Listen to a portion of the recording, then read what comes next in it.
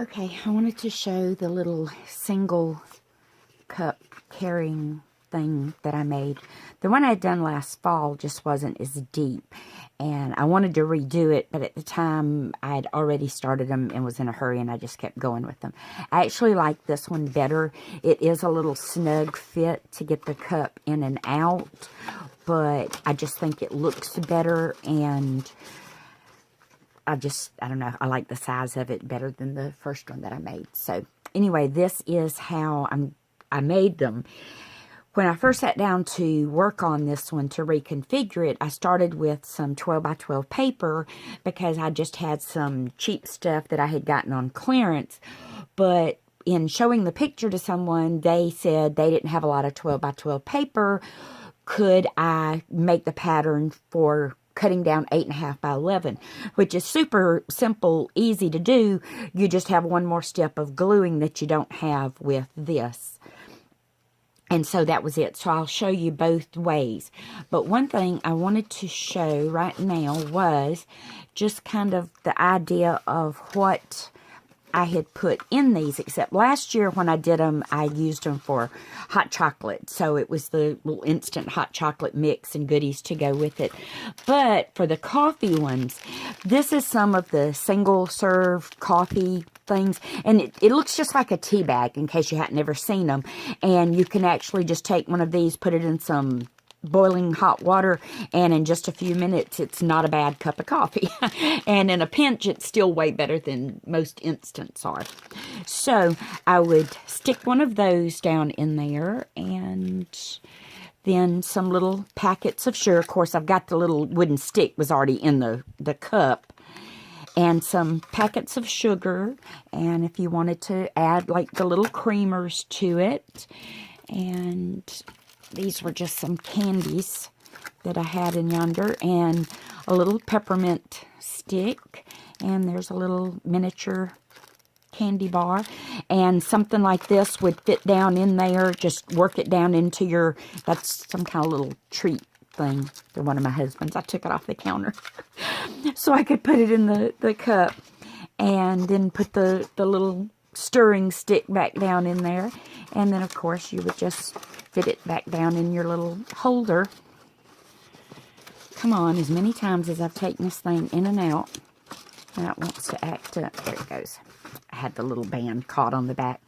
And so there it is, and even with that little bit of extra weight, it's, you know, plenty strong enough to hold it. And when you give it to somebody, they've got the whole little kit and caboodle. And that's what I made last year, except, like I said, I used hot chocolate instead of coffee because it was a Christmas themed thing that I was going to and gave them. So anyway, to make the boxes from 12 by 12 cardstock, you would need to cut your cardstock down to 5.5 inch. Let me move this before I end up dropping it. Cut it down to 5.5 inch strips. So you've got 12 inches, cut one piece at 5.5 inches, another piece at 5.5 inches, and then you have a 1 inch strip left over. But when I first sat down to do these, I actually didn't have all that in mind, so I cut my first one wrong. So I only ended up with, I had to cut into another piece to get the extra scrap. But what you're going to do, let me move those because those are for the 8.5 by 11 piece.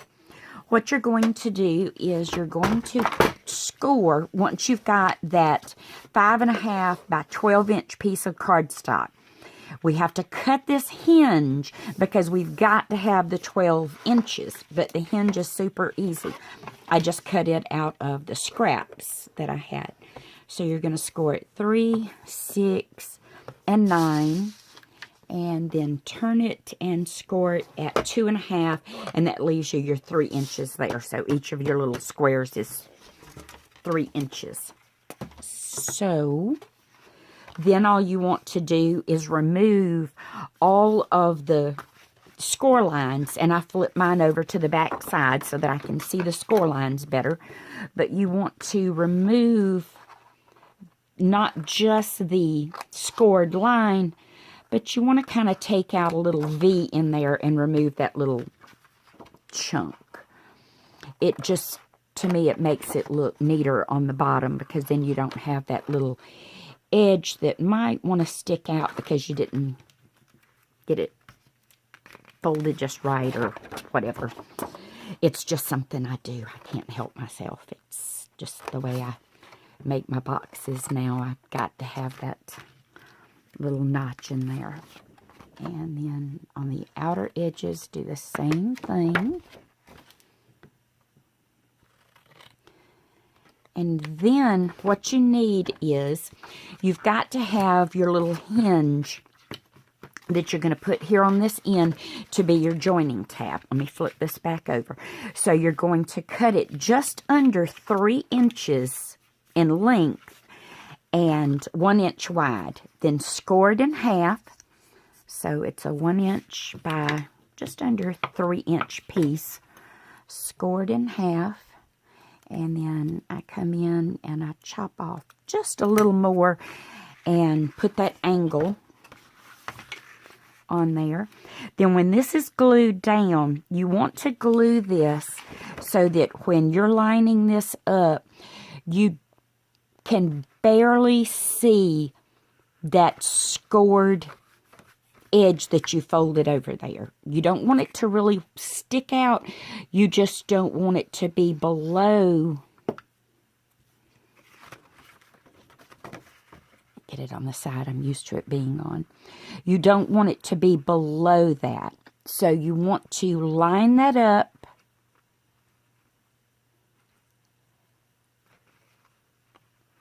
And then usually what I do is I take and I fold it out once I've got that one side glued down.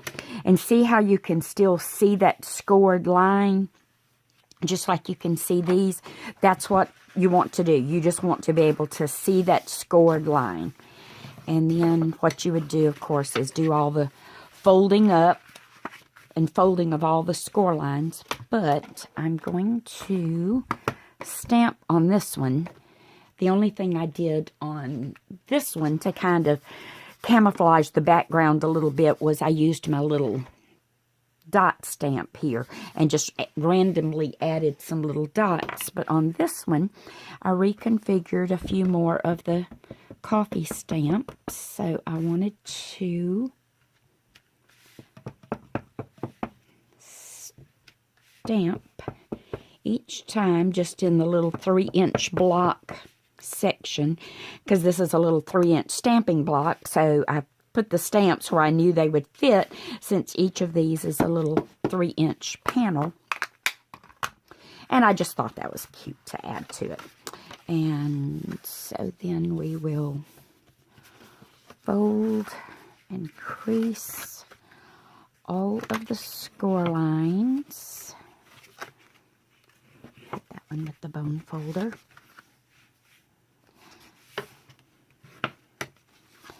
And then fold that over. Put some glue. Glue that down. And then I like to take and turn it right back on itself so that I can make sure that that seam joins well. And put some glue.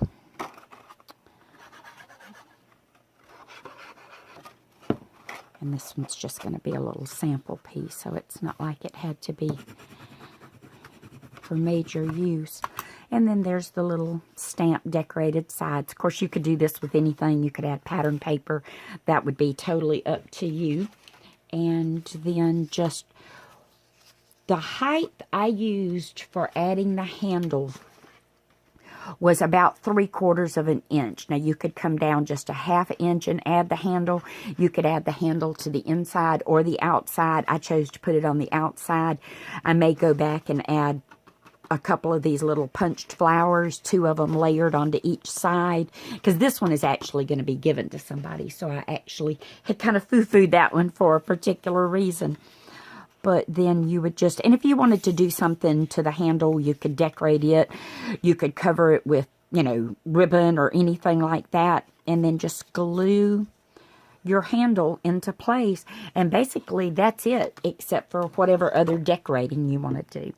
So to make the one from one sheet of 8.5 by 11 cardstock, the first thing you're going to do is cut it down to 6.5 inches. So it'll be 6.5 inches by 11 inches, and then cut that in half to 5.5 inches.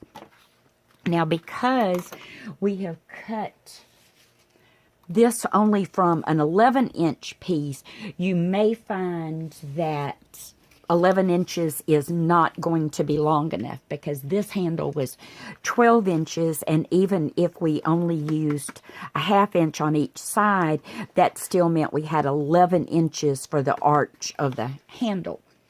So what you might want to consider doing is taking just 2 scrap pieces, and this was how I did my handles for the ones I made back in the fall. Join them and then decide where they needed to be glued on the side, trim off the excess, and if you're going to add something to the top like I did here and all the other ones I did, it's going to camouflage that little seam and you would never know it was there anyway. But this is just the most efficient way to make the little box out of the 8.5 by 11 sheet of cardstock. And when you join that, you want to join it so that you can still see that score line, but you want to make sure that joining tab is secure on that second piece that you added on there. And then basically you just do the same thing. You fold everything, burnish it,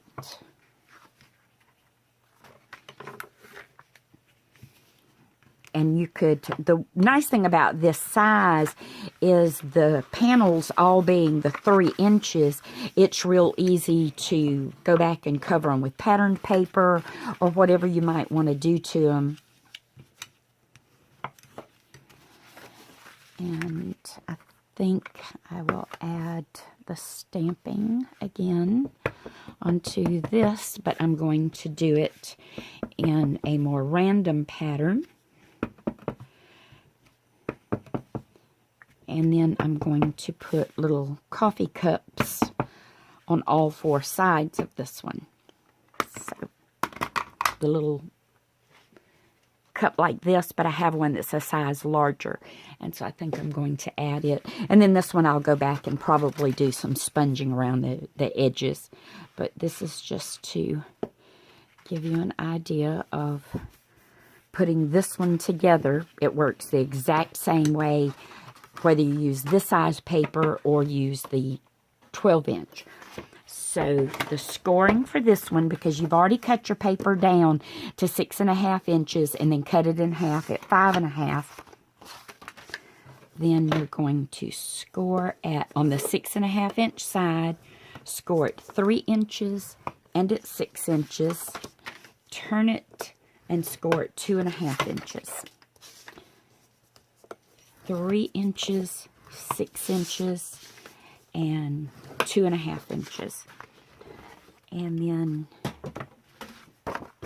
I like to flip mine over so that I can see exactly where those humped lines are that I want to chop out of the way. And then I'll trim that edge, because these are going to need to be joined. I want to have that little bit of angle on both of them. So they go together super, super fast. If you were going to make a few of these, the way I did them last fall was I cut all of my base pieces out first, had all of that out of the way. Then, because I chose to do 3 different designs so that everybody didn't get the exact same thing, then I just worked my designs for decorating, because like I said, they were hot chocolate, and I did them with a more of a Christmassy theme when I gave them. And so this would be the craft cardstock. I would join that if you want to do anything else to foo-foo it. These little squares are 3 inches. So for layering over them, if you want just a very skinny layer, then you would cut 2 7/8 inch square. If you wanted a little more of your base piece to show, then just cut at 2 3/4 inch square. And all you have to have is 4 squares, because there's no sense in putting a piece on the bottom. It's not going to be seen. So that is just a quick version of how to make the little box, and use 12 by 12 or 8.5 by 11 paper to do it.